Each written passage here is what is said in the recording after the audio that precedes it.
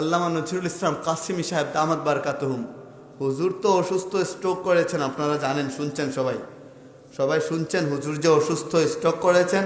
হুজুরের জন্য সকলে দিল খইলা দোয়া করবেন। হুজুরের রিং পড়ানো হয়েছে, ভিতরে রিং পড়ানো হয়েছে।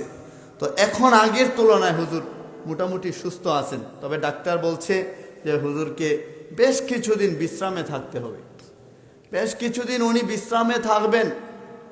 আপনারা হুজুরের জন্য দোয়া করেন। কে যেন বলছিল ফেসবুকের মধ্যে, এই খারাপ একটা লেখা বলছিল, ওটা আমি বলতে পারবো না, হুজুর নাকি চলে গেছেন।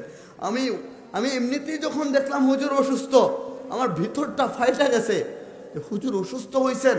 ওই হুজুরের সাথে গত পরশুদিন একই মাহফিলে পরাণগঞ্জ বাজারে, আপনাদের তো পরাণগঞ্জ বাজারের উদ্যোগে যে মাহফিলটা ছিল, ওখানে হুজুরের সাথে মাহফিল ছিল। হুজুরের নুরানি চেহারা দেখছিলাম, মনটা ভইরা গেছিল। হুজুরের সাথে প্রথম দেখা ওখানে আমার হয়েছিল, পরাণগঞ্জ বাজারে। তা আমার ভিতরে চলে আসছে, হায়, এটা কি হুজুরের সাথে শেষ দেখা নাকি? ওটা কি শেষ দেখা নাকি? এর আগে তো শুধু স্বপ্নে দেখছি আমার হুজুরকে, ওনারে স্বপ্ন দেখছি। তো বলে ফেলি, অল্প সময় বলবো নি আপনাদেরকে। বলে প্রথম দিন আমি তো হুজুরকে অনুসরণ যখন করা শুরু করলাম, প্রথম দিন যখন হুজুরকে স্বপ্নে দেখে, আমাদের সিলেটে একটা নদী আছে, সুরমা নদী, বলে নদীর ওখানে আমি দাঁড়ায় রয়েছি, হুজুরের সাথে সাক্ষাৎ করব। হুজুরের যিনি খাদেম, যিনি সফর সঙ্গী, উনারে বললাম আমার একটু মুলাকাত করাইয়া দেন না।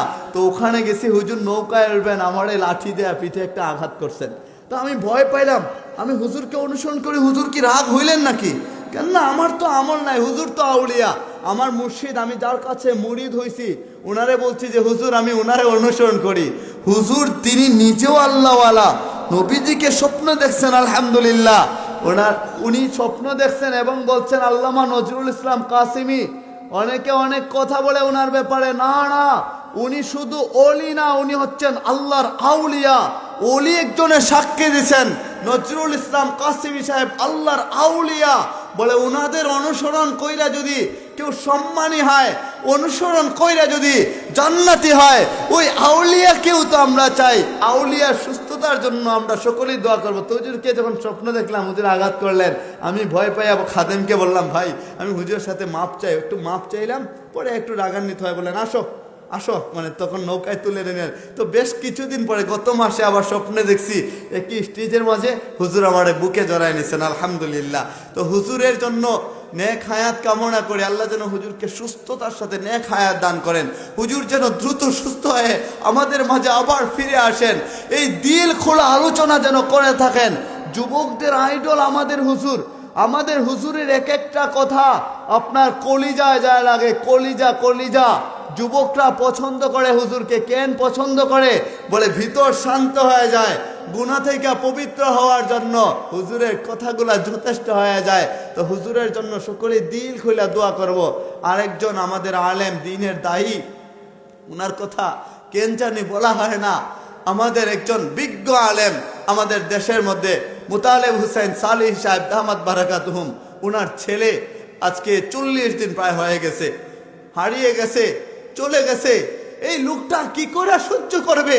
এর কিছুদিন আগেও ওনার ছোট সন্তান মারা গেছিল, বলে তখন এর বেদনাটাই সহ্য করতে পারে নাই। কিছুদিন পরে 13 বছর নাকি 11 বছর, ওই বাচ্চাটা এত আদর লালন পালন কইরা, যত্ন দিয়া, ভালোবাসা, যে এখনো মায়ের কাছ থেকে মুখে খাবার নেয়, ওই ছেলেটারে কে জানো কি করলো, আল্লাহ ভালো, আল্লাহ ছাড়া কেউই জানে না। তা আমি এটাই বলি দেশবাসীর উদ্দেশ্যে, মিডিয়া আছে, রেকর্ড করেন আপনারা, এটাই বলি যে কেউ যদি কোনো দুষ্ট লোক যদি হুজুরের ছেলেকে আপনারা দুষ্টুমির কারণে আলাদা কইরা থাকেন, কিডন্যাপ কইরা থাকেন, আল্লাহর হস্তে আল্লাহর দিকে তাকায়া বাবার কোলে ফিরায় দেন না। এমন কোনো রাত নাই মুতালেব হোসেন সালিহ সাহেব ওই রেল স্টেশনে যায়, ওই বাস স্ট্যান্ড যায়, ওই ওভারব্রিজের নিচে যায়, যা তাকায় আর কান্দে, আমার ছেলেটারে যদি পেয়ে যাইতাম। ওই ছেলের মা মুতালেব হোসেন সালিহ সাহেবের ওনার স্ত্রী পরে এমন কোনো রাত নাই খাবার খায় কইরা, কেমনে আছে, কেমনে সহ্য করে। যদি মৌত হয়ে যাইতো তাইলে বলতে পারতো যে ছেলে মরে গেছে, বলে কোনো সংবাদ নাই, মরে গেল নাকি বাইচে আছে কেউই জানি না। হুজুরের ছেলের জন্য সকলে মন কইলা দোয়া করব, আমিও মন কইলা দোয়া করব, আপনারাও মন কইলা দোয়া করবেন। যদি জীবিত থাকে আল্লাহ যেন হুজুরের কাছে সুস্থতার সহিত পাঠায় দেন, পৌঁছায় দেন। আল্লাহর কাছেও দোয়া করব। আর দুষ্ট লোক কেউ যদি নিয়ে থাকেন আল্লাহর হস্তে আপনারা ফিরায় দিয়েন। কইরেন না এমনটা নিজের বেলায় হইলে কেমনটা হইতো।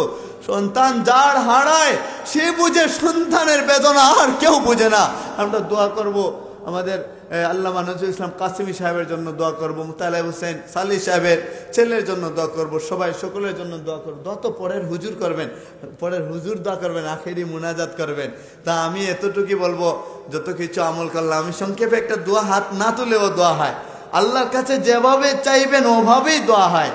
দোয়া হুজুর করবেন, আখেরি মুনাজাত। হ্যাঁ, আমি এতটুকুই দোয়া করব, মালিক আপনি আমাদের সকলের নামে ওই জান্নাতটা উঠায় দেন, বলি আমিন। আল্লাহ এখানে যারা উপস্থিত আছেন, যাদের বাবা মা কবরের বাসিন্দা হয়েছেন, সকলের কবরকে জান্নাতের বাগিচা বানায় দেন। ও মালিক আপনি তাকায় দেখেন না, এই প্রচন্ড শীতের সময় আমার যুবক ভাইরা, চাচাজিরা কষ্ট কইরা ওলামায়ে কেরামরা এখানে বসা রয়েছে, আপনারে ভালোবাসা আমাদেরকে সাহাবায়ে কেরামরে যেভাবে পবিত্র বানায় কবরে নিছেন, ওইভাবে আমাদেরকেও পবিত্র বানায় কবরে নিয়েন, বলি আমিন। ও মালিক আমাদের মা বোনদেরকে আপনি কবুল করেন, মঞ্জুর করেন, বলি আমিন। ও আল্লাহ মুতালেব হোসেন সালেহি সাহেবের ছেলেরে আপনি উনার কাছে ফিরায় দেন, বলি আমিন। আল্লাহ উনারে ফিরায় দেন। ওই বাচ্চাটা কোথায় আছে কেউ জানে না, আপনি ছাড়া ফিরায়া দেন না।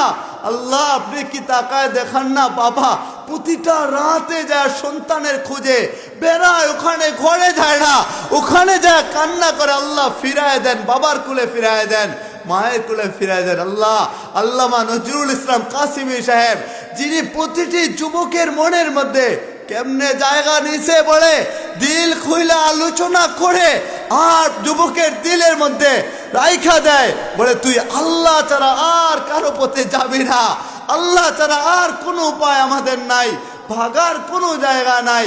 পবিত্র যিনি আলোচনার মাধ্যমে কইরা দেন, ওনারে আপনি সুস্থ বানায় দেন। ও মালিক আপনার দরবারে আমাদের দরখাস্ত, আমাদের আজকের মাহফিলে কবুল করেন, মঞ্জুর করেন, বলে আমিন।